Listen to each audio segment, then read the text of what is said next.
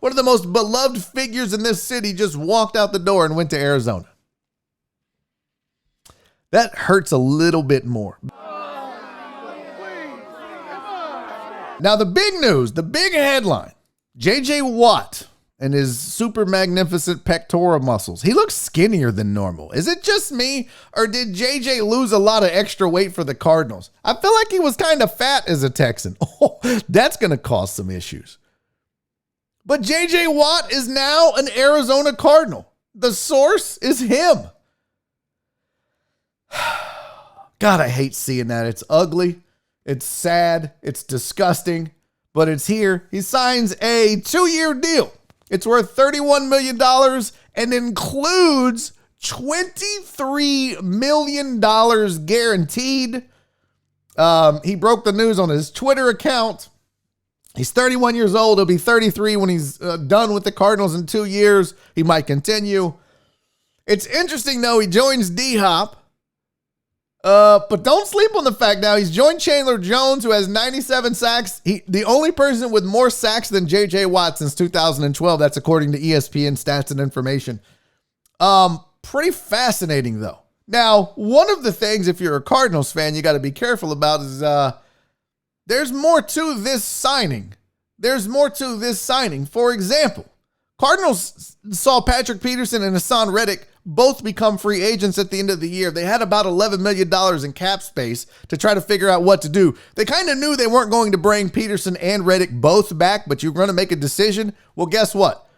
Now they may not be bringing either one of these cats back because now J.J. Watt is in the mix alongside Chandler Jones. So you do have a dynamic 1-2 punch. And if you'll recall, I don't want to toot my own horny horn here, but when I talked about J.J. Watt getting released and where he might go next, I said this when it happened. JJ is now a complimentary piece. He's no longer a guy that you're going to send to a team that doesn't have a pass rush and say, that's our pass rush.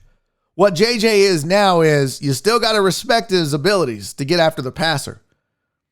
And so, but if you have somebody that's better than him, aka Chandler Jones, Myles Garrett, Aaron Donald, then you pair him up with those guys. Boy, do you have a 1-2 punch. Boy, do you have something that can give people fits. And that's exactly now what the Arizona Cardinals have. Now, the crazy thing is they kind of had that with Hassan Reddick because I want to say, I would have to go back and look, but I want to say he was top 5 in sacks last year. Hassan Reddick was. So you're trading one pass rusher for the other, but what it does, I think Reddick is more of a linebacker where J.J. Watt's more of a D end.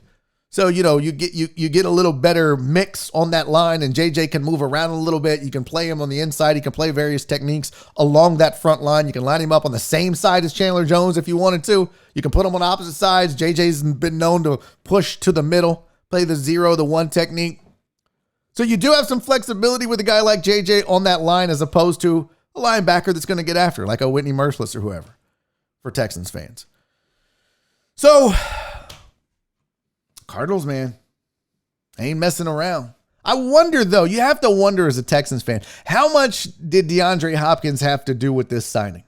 How much? If J.J. Watt did not go and play with his brother in Pittsburgh, did not go back to his hometown or the team he grew up rooting for in Green Bay, he went to Arizona. I think if people were to make a list, and in fact, the list I saw was Green Bay, Pittsburgh, Cleveland, and I wasn't seeing Arizona. So I think this surprised a few people. I wonder, hey, what's up, Richard Vales? I wonder how many people, or how much of an influence DeAndre Hopkins was on this decision.